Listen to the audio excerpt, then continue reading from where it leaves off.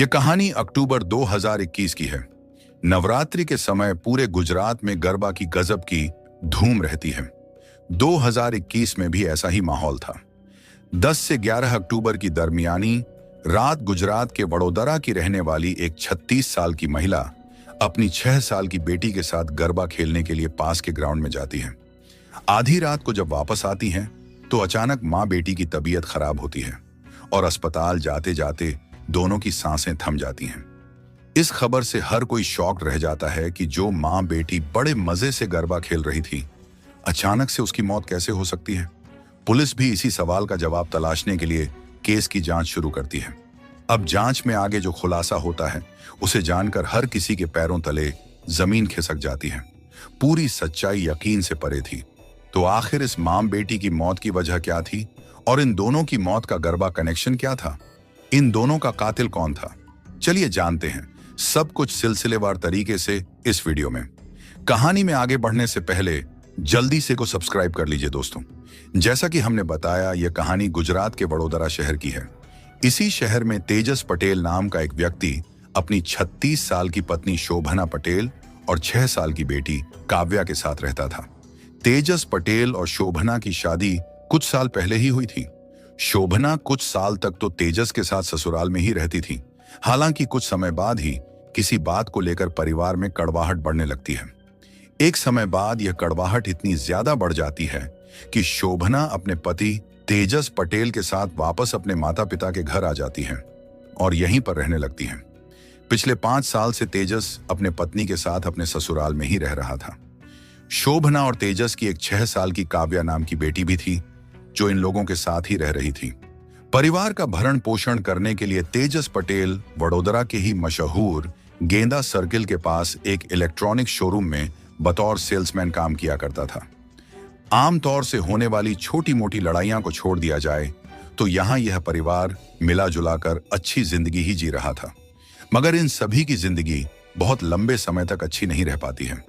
तारीख थी 10 अक्टूबर 2021। नवरात्रि का समय चल रहा था। इस दौरान पूरे गुजरात में बड़े पैमाने पर गरबा कार्यक्रम का आयोजन किया जाता है।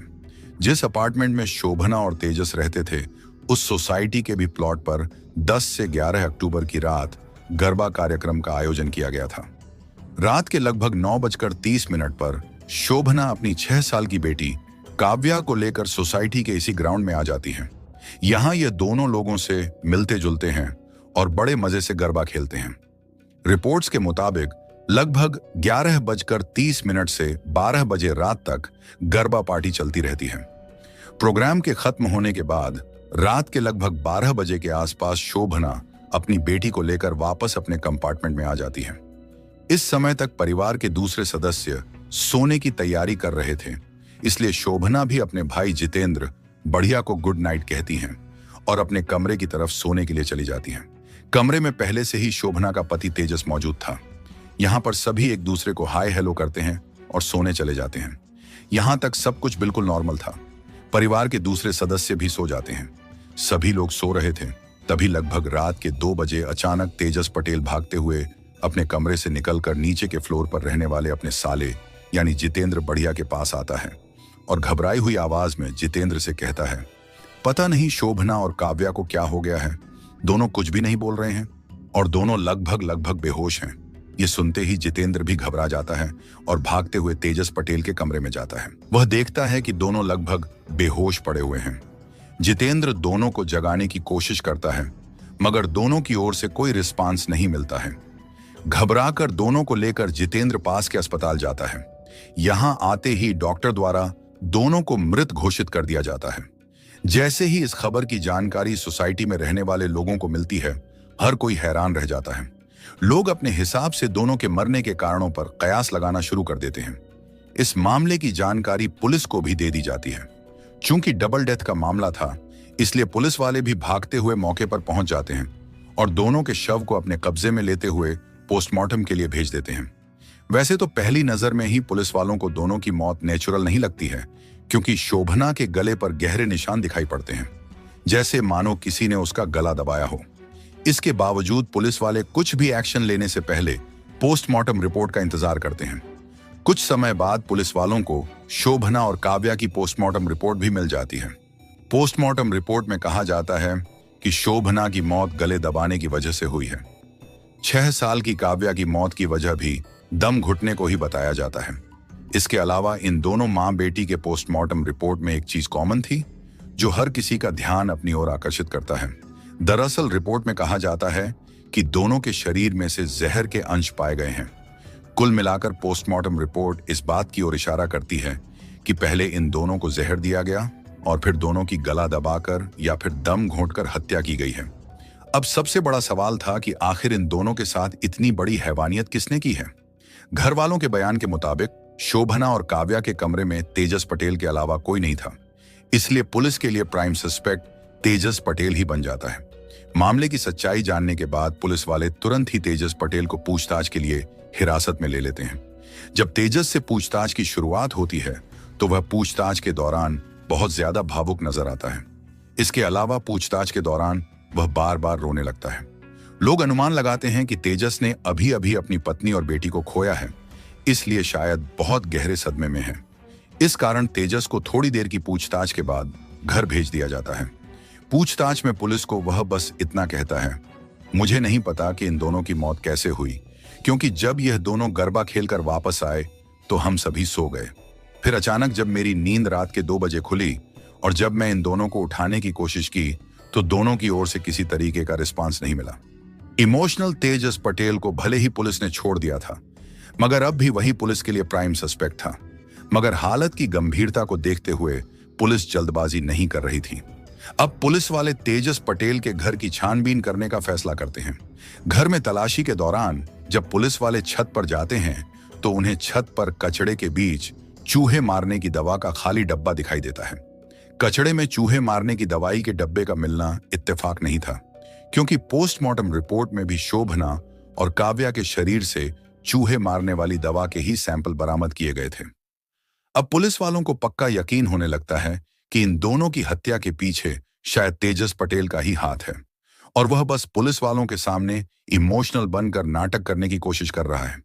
फिर भी पुलिस वाले कुछ भी एक्शन लेने से पहले रिसर्च के दौरान ही तेजस पटेल का मोबाइल फोन अपने कब्जे में ले लेते हैं और उसे फॉरेंसिक जांच के लिए भेज दिया जाता है। मोबाइल से पुलिस वालों को इस केस में बहुत बड़ा ब्रेक थ्रू मिलता है।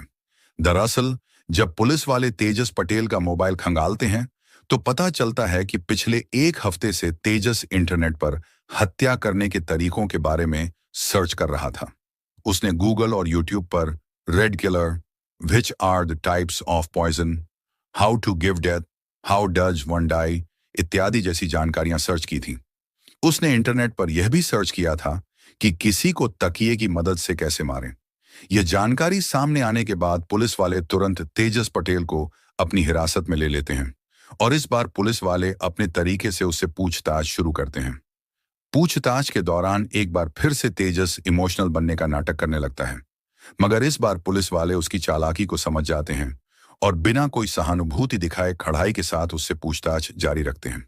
तेजस पूछताछ के दौरान बार बार एक ही बात दोहराता रहता है, मुझे नहीं पता कि इन दोनों की मौत कैसे हुई है। मगर जब पुलिस वाले छत पर मिले चूहे मारने की दवा के डब्बे और गूगल पर चूहे मारने की दवा से इंसान को मारने के तरीकों के बारे में सर्च किए जाने के बारे में तेजस से पूछते हैं तो तेजस कुछ भी सटीक जवाब नहीं देता है। पुलिस वाले बार बार तेजस से उसके इंटरनेट सर्च हिस्ट्री के बारे में ही पूछते रहते हैं। आखिरकार एक समय बाद पुलिस वालों के सामने तेजस सच स्वीकार करना शुरू कर देता है। वह एक्सेप्ट कर लेता है कि उसी ने अपनी पत्नी शोभना और 6 साल की बेटी काव्या की हत्या की है। पूछताछ के दौरान तेजस पुलिस वालों को बताता है कि इंटरनेट पर सर्च करने के दौरान उसे पता चलता है कि चूहे मारने की दवा का इस्तेमाल करके कैसे इंसानों की जान ली जा सकती है। इसी के बाद वह आइसक्रीम खरीद कर लाता है, फिर उसमें चूहे मारने की दवा मिला देता है और जब पत्नी और बेटी रात में गरबा खेलकर लौटती हैं तो साजिश के तहत तेजस बड़े प्यार से दोनों को आइसक्रीम खिला देता है। फिर तीनों बड़े आराम से सो जाते हैं। पुलिस के सामने किए गए खुलासे के मुताबिक रात के लगभग 1 बजे अचानक शोभना जोर जोर से हिचकी लेने लगती है। तेजस को लग रहा था कि आइसक्रीम खाकर दोनों बड़े आराम से मर जाएंगे, मगर ऐसा नहीं होता है। शोभना की हिचकी की वजह से तेजस की नींद खुल जाती है तो वह देखता है कि शोभना लगभग बेहोश हैं और जोर जोर से हिचकी ले रही हैं। तेजस को लगने लगता है कि शायद चूहे मारने की दवा का ज्यादा असर नहीं हुआ है। इसीलिए वह तुरंत ही दुपट्टे से शोभना का गला जोर से घोंट देता है और तब तक घोंटे रहता है जब तक कि उसकी सांसें थम नहीं जाती हैं। पत्नी को मारने के बाद तेजस पास में ही सो रही बेटी काव्या का भी मुंह तकिया से जोर से दबा देता है और उसकी भी सांस थमने तक तकिए से उसका मुंह दबाए रखता है। दोनों की हत्या करने के बाद लगभग 1 घंटे तक बेटी और पत्नी के शव के बगल में ही तेजस बैठा रहता है और फिर लगभग 2 बजे चिल्लाते हुए नीचे अपने साले यानी शोभना के भाई जितेंद्र के पास जाता है और उसे अपनी बनी बनाई कहानी सुनाना शुरू कर देता है। जब पुलिस वाले तेजस से दोनों की हत्या के पीछे के कारण के बारे में पूछते हैं तो तेजस बताता है कि दरअसल पिछले कई साल से उसकी पत्नी और उसके परिवार वालों के बीच कुछ बातों को लेकर झगड़ा चल रहा था। इसी कारण वह ससुराल में भी नहीं रह रही थी। दूसरी तरफ पत्नी के रिक्वेस्ट पर ही तेजस अपने ससुराल में पिछले 5 साल से रह रहा था, मगर ससुराल में लगातार रहना तेजस को अच्छा नहीं लग रहा था। इस बारे में वह कई बार अपनी पत्नी से बात भी करता है, मगर पत्नी वापस अपने ससुराल जाने के लिए रेडी नहीं होती है। पारिवारिक झगड़ा भी कम नहीं होता है। तेजस के मुताबिक इन्हीं सब बातों से तंग आकर उसने अपनी पत्नी की हत्या कर दी। जब उससे पूछा जाता है कि आखिर तुम्हारी 6 साल की बेटी ने तुम्हारा क्या बिगाड़ा था कि तुमने उसकी भी हत्या कर दी, इस पर तेजस जवाब देता है, मैंने अपनी बेटी की हत्या बस इसलिए की क्योंकि कल बड़ी होकर वह अपनी मां के बारे में मुझसे कोई सवाल ना करे। तेजस पुलिस के सामने बयान देता है कि अगर मैं अपनी बेटी को जिंदा छोड़ देता तो एक ना एक दिन उसे यह बात पता चल ही जाती कि मैंने अपनी पत्नी यानी उसकी मां की हत्या की है। फिर वह मुझसे नफरत करने लगती और मैं नहीं चाहता था कि मेरी बेटी मुझसे नफरत करे। मैं अपने लिए अपनी बेटी की आंखों में नफरत नहीं देख सकता था, बस मैंने इसीलिए उसकी जान ले ली। इस खुलासे के बाद पुलिस वाले तेजस पटेल को गिरफ्तार कर लेते हैं। हत्या की विभिन्न धाराओं के तहत मामला दर्ज करते हुए पुलिस अपनी जांच और आगे बढ़ाती है। जब इस मामले में जांच आगे बढ़ती है तो एक और चौंका देने वाला खुलासा होता है। दरअसल पुलिस वालों को जांच पड़ताल के दौरान पता चलता है कि जिस शोरूम में तेजस काम किया करता था वहां एक लड़की भी काम करती थी। पिछले कई महीनों से तेजस इस लड़की के पीछे हाथ धोकर पड़ा हुआ था। उसने लड़की को कई बार प्रपोज भी किया था, मगर लड़की ने मना कर दिया था। बात यहां तक बढ़ गई थी कि लड़की के भाई ने तेजस को बहन से दूर रहने की हिदायत तक दे दी थी। खुलासे के मुताबिक इस रिजेक्शन की वजह से तेजस और भी ज्यादा तनाव में रहने लगा था। इसी के बाद उसने अपनी बेटी और पत्नी को खत्म करने का फैसला किया था। पुलिस इस एंगल से भी जांच करती है कि दोनों की मौत के पीछे तेजस की लव स्टोरी की कोई भूमिका है या नहीं, मगर पुलिस वालों को तेजस के अलावा किसी दूसरे व्यक्ति के खिलाफ इस पूरे मामले में कोई सबूत नहीं मिलता है। केस की मौजूदा स्थिति की बात करें तो जैसा कि अमूमन होता है, इस केस की भी सुनवाई अदालत में चल रही है। वहीं तेजस पटेल सजा के इंतजार में सलाखों के पीछे बंद है। दोस्तों, वैसे तो यह अदालत तय करेगा कि तेजस पटेल को क्या सजा दी जाए, मगर आपके अनुसार तेजस को उसके की क्या सजा मिलनी चाहिए? कमेंट बॉक्स में जरूर बताएं। अगर आपको हमारी मेहनत पसंद आई हो तो इस वीडियो को लाइक और शेयर जरूर करें। अगर आपने अब तक चैनल को सब्सक्राइब नहीं किया है तो जल्दी से चैनल को सब्सक्राइब कर बेल आइकन जरूर दबा लें। क्राइम की दुनिया से जुड़ी ऐसी ही कहानियों के लिए हमारे साथ जुड़े रहें। धन्यवाद।